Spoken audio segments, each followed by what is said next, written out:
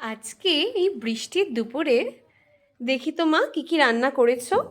আজকে করেছি, এই করলাম এখন ভাতটা করলাম, একদম গরম ভাত।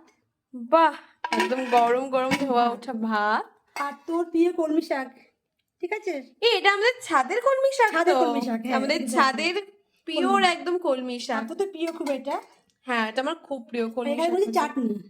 বাহ, কাঁচা চাটনি, আমের একদম টক টক চাটনি। মিষ্টি মিষ্টি চাটনি। আর এখানে তুই যেটা ভালোবাসিস না, রুই মাছের ঝোল, হ্যাঁ, জ্যান্ত রুই মাছের জ্যান্ত ঝোল। রুই মাছের ঝোল। ঠিক আছে, এক আর পিস এখানে খেতেই পারি।